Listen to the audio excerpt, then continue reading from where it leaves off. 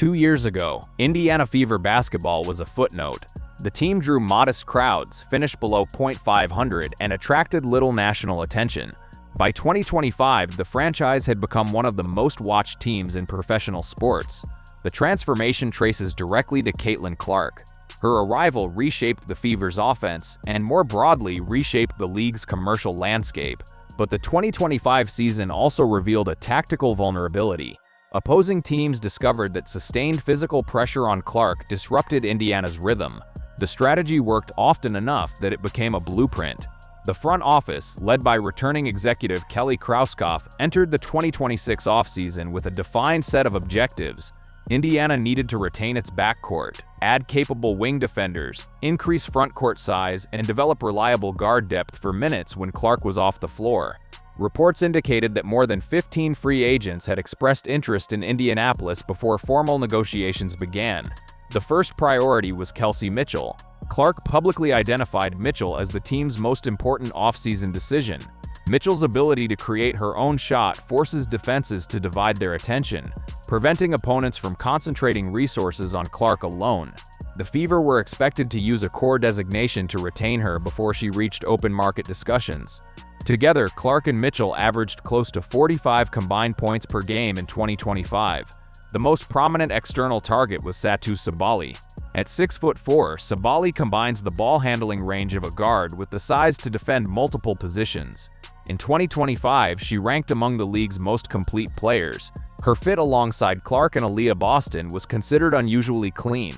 Her role would not require her to function as a primary option, which made her particularly difficult to scheme against.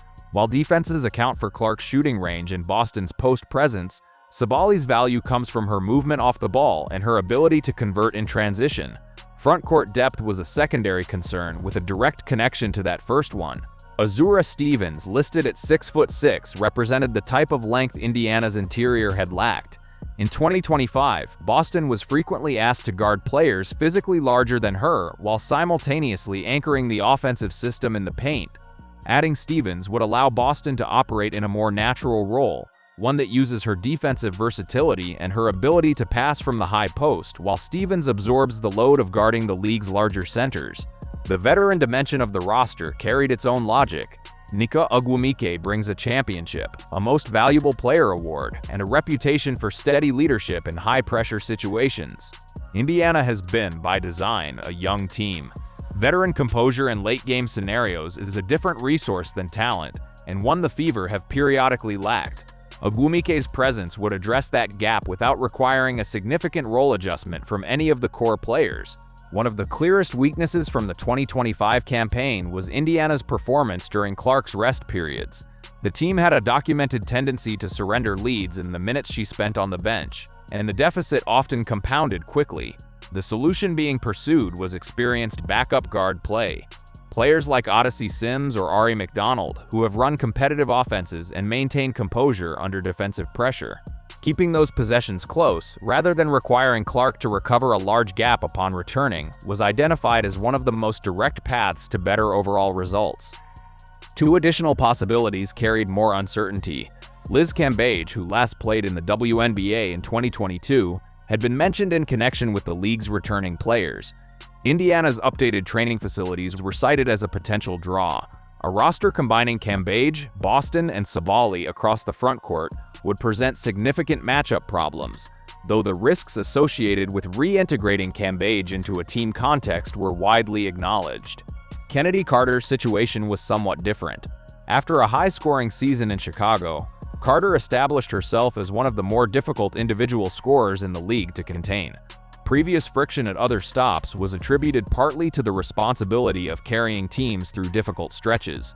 In Indiana, she would function as a secondary option, a scorer capable of punishing opponents who commit too heavily to stopping Clark. The role would require less, and possibly suit her better. On the coaching side, Stephanie White's return to Indiana was considered the most significant structural change of the offseason. White has head coaching experience in the market, a record of managing star players, and defensive schemes that have consistently created problems for opposing guards. The expectation was that her system would increase ball movement and reduce the predictability that gave opposing defenses leverage in the 2025 playoffs. The league itself is also changing. Expansion is underway. The salary cap has increased, and broadcast interest has grown substantially. For Indiana, the timing compounds the advantage. The roster construction being pursued in 2026 reflects a deliberate response to what the 2025 playoffs demonstrated, that a team built around one player, however exceptional, remains vulnerable to the right kind of physical scheme. The front office chose to address that vulnerability with size, experience, and depth, rather than with adjustments to style. If the projected roster holds, Indiana's closing lineup of Clark, Mitchell, Sabally, Boston, and Stevens would present a defensive problem with no obvious solution. Doubling any one of them creates an open look for another. The offseason moves, taken together, reflect an organization that has moved past the phase of being pleased to compete and into the phase of expecting to win. What the 2025 season made apparent, beyond the tactical issues, was that Indiana's organizational structure had matured faster than its roster depth. The front office operated at a level of sophistication that the available player pool had not yet matched. Krauskopf and her staff had a coherent vision for the franchise, well before the pieces to execute it were in place. The 2026 offseason represented the first genuine opportunity to close that gap, to move the roster composition into alignment with the ambitions the organization had already committed to on paper. That gap showed up most clearly at the wing position. The Fever entered 2025 with perimeter defenders who were serviceable but not punishing. When opposing guards drove into the paint or worked off screens against Indiana's wings, the defensive breakdowns were predictable and recurring. The scheme Stephanie White is expected to install demands more from that position. Her approach has historically relied on wings who can switch across multiple positions without significant size mismatches, track ball movement through complex off-ball actions, and initiate early offense in transition rather than waiting for the half-court set to develop. Signing a player like Sabally addresses that requirement in a direct and measurable way. She has the length to contest shots at the rim from the perimeter, and the processing speed to guard primary ball handlers when the defense rotates. Those are not qualities that typically coexist in the same player at her size. The question of fit between White's defensive philosophy and Clark's offensive style was raised during the coaching transition, and it is worth addressing directly. Clark's value is most visible in the open court and from distance, but the conditions that create those situations, turnovers generated, rebounds secured, pace controlled, are products of defensive organization. White's teams have generally ranked well in defensive efficiency, and the transition offense that follows a forced turnover is among the most efficient possessions available. A Fever defense that consistently creates live ball situations would, in theory, amplify rather than constrain what Clark does best.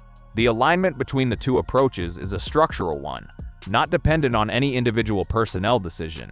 The salary cap context shapes all of this in practical terms. The WNBA's rising cap has changed the calculus for veteran free agents who previously had to weigh limited earning potential against the appeal of competing for a title. In prior years, a player with Agwumaike's resume would have faced a meaningful financial trade-off in choosing Indiana over a higher offer market. That trade-off has compressed. The combination of Indiana's competitive profile, its broadcast exposure, and a more favorable cap structure makes the decision easier than it would have been in 2023 or 2024. The same logic applies to players like Stevens, whose market value has increased in proportion to the league's overall financial growth. Indiana can now compete for established players not only on the basis of winning probability, but on compensation terms that were not previously available to them. Indiana's facilities investment is also part of this calculus, though it receives less analytical attention than the roster. The organization completed a significant upgrade to its training infrastructure ahead of the 2025 season, and the effect on player recruitment is difficult to quantify, but consistently mentioned in reporting on free agent discussions. For players weighing comparable offers, daily working conditions carry weight. The Fever have made a deliberate effort to ensure that Indiana Plus is not at a disadvantage on that dimension relative to larger markets. Whether that factor was decisive in any particular negotiation is not documented, but the investment reflects an understanding that roster construction and organizational investment are not separate conversations. The draft also remains a component of Indiana's longer-term planning. The Fever held a favorable position entering the 2026 draft, and the class was considered strong at the guard and wing positions, precisely the areas where Indiana's depth thinnest. Front offices do not typically replace experienced free agents with rookies in the same season, but a well-selected draft pick provides cost-controlled production over multiple years and reduces dependence on the open market in subsequent cycles. Indiana's ability to pair a meaningful free agent class with a productive draft selection would give the organization flexibility that most teams in a win-now posture sacrifice. Whether that balance holds depends on how the draft lottery resolves and which players remain available when Indiana selects. The competitive landscape within the league also warrants consideration. Several franchises have made significant roster moves in the same offseason, and the Eastern Conference in particular has seen substantive changes at multiple teams. Indiana does not operate in isolation. The degree to which the projected roster improvements translate into wins depends not only on the Fever's own construction but on what the teams they face in the regular season and playoffs have assembled. What has shifted is that Indiana now enters those matchups with a credible claim to depth and versatility that it did not have a year earlier. The margin for error against elite opponents remains narrow, but it is wider than it was. Public attention on the Fever also creates a secondary effect that front offices must manage. The volume of coverage surrounding Clark, and by extension the franchise, generates both opportunity and distraction. Sponsors, broadcasters, and casual fans who have no prior connection to the WNBA have attached themselves to Indiana's results in ways that add external pressure to every roster decision. Krauskopf has spoken publicly about the importance of keeping personnel decisions grounded in competitive analysis rather than narrative appeal. The Cambage and Carter possibilities both carry storylines that generate attention independent of their basketball merit. Managing that attention, being neither paralyzed by it nor captured by it, is among the less visible demands of operating this particular franchise at this particular moment. What the 2025 season ultimately demonstrated was that the window for Indiana is not hypothetical. The team won enough games to confirm the core's quality and lost enough close contests to identify precisely what was missing.